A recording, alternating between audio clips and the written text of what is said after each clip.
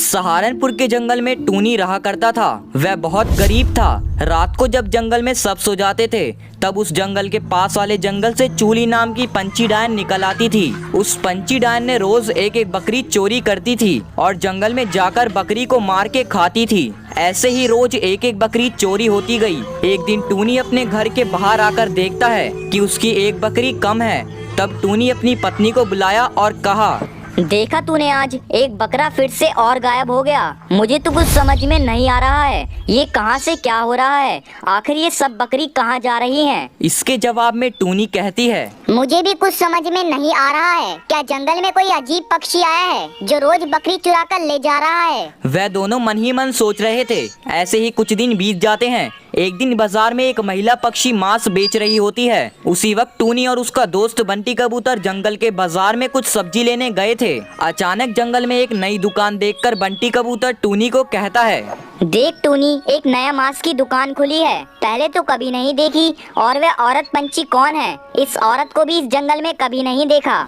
इस जंगल में एक ही दुकान है और उस दुकान का मालिक भी तेरे से ही बकरी खरीद के आगे बेचता है। क्या इस पंछी ने कभी तेरे से बकरी खरीदी है? अरे नहीं नहीं, मैं इस पंछी को तो पहचानता भी नहीं हूँ। फिर इस पंछी ने मेरे से कहाँ से बकरी खरीद ली? और बंटी कबूतर इस बारे में बात कर रहा था। वह दोनों उस महिला की दुकान के पास जाते हैं और उससे पूछते हैं, अच्छा, तो आप कहाँ से बकरी खरीद के इस बाजार में बेच रही हैं? पहले तो आपको इस जंगल में कभी नहीं देखा। उस पंछी ने टूनी का कोई जवाब नहीं दिया, सिर्फ ये बोली, आप लोगों को उससे क्या लेना देना है? मांस लेना है तो लीजिए, वरना यहाँ से जाइए। ज्यादा कुछ जानने की जरूरत नहीं है। ये बात सुनकर टूनी और बंटी कबूतर बात आगे न बढ़ाकर वहाँ से चले जाते हैं। शाम को जब टूनी और टुनटुनी मिलकर बातें कर रहे थे तभी टूनी टुनटुनी से कहता है, आज सुबह मैंने देखा एक नई मांस की दुकान खुली है और एक महिला पक्षी वहाँ पर मांस बेच रही है। मुझे तो ये समझ में नहीं आया कि वह पक्षी मांस कहाँ से खरीद रही है। ये सुनकर टुनटुनी कहती है, कहीं वह औरत बकरी चोर तो नहीं है? हर रोज हमारी एक बकरी चुरा रही है।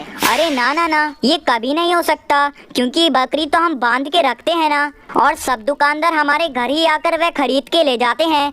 उस पंछी को ये सब कैसे पता होगा? और सबसे बड़ी बात है, उस पंछी को हमने इस जंगल में पहली बार देखा है। तभी टुनटुनी की बेटी पिंकी चिड़िया वहाँ आती है और अपने मम्मी पापा से कहती है, मम्मा, बहुत दिनों से मांस नहीं खाया, आज रात आप मांस बनाएंगी ना? टुनटुनी अपनी बेटी को प्यार करते हुए कहती है, ठीक है मेरी प्यारी बेटी, मेरी बेटी को आज मांस खाने की इच्छा हुई है।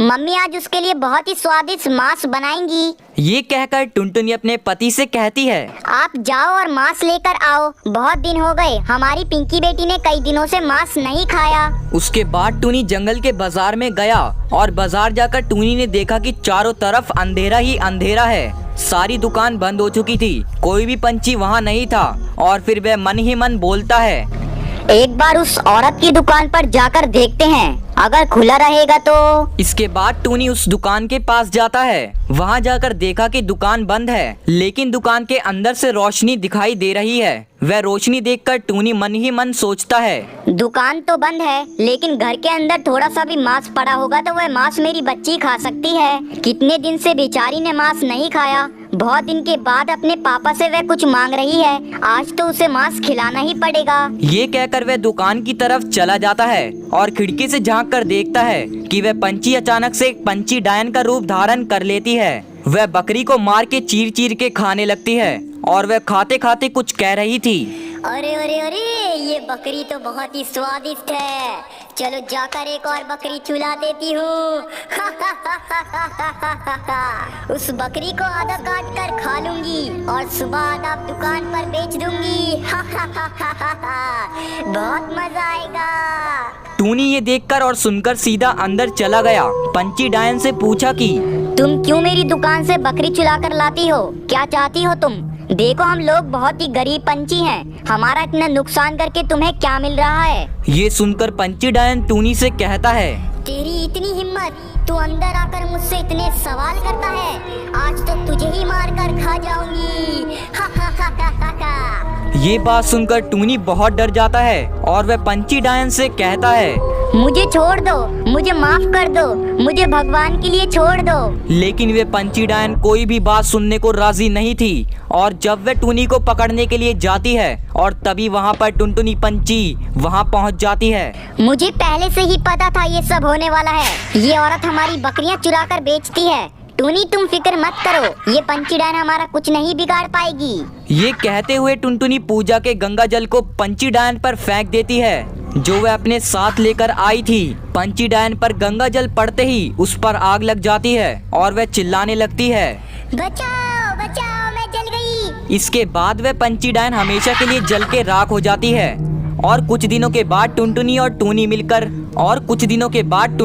टूनी मिलकर एक मांस की दुकान खोल लेते हैं। जंगल के सारे पक्षी वहीं से ही मांस खरीदने लगते हैं। मांस खाकर सारे पक्षी बहुत खुश हुए। धीरे धीरे करके टूनी और टुनटुनी की कमाई भी बढ़ गई और फिर एक सुंदर सा घर बनाते हैं। और कुछ दिनों के बाद उन लोगों ने एक नई कार भी खरीद ली और सब खुशी खुशी के साथ मिलकर रहने लगे। अगर आपको हमारी वीडियो अगर आपको हमारी ये कहानी पसंद आई हो तो हमारी कहानी को लाइक और हमारे चैनल बिंदास टूनी को सब्सक्राइब करना मत भूलिएगा।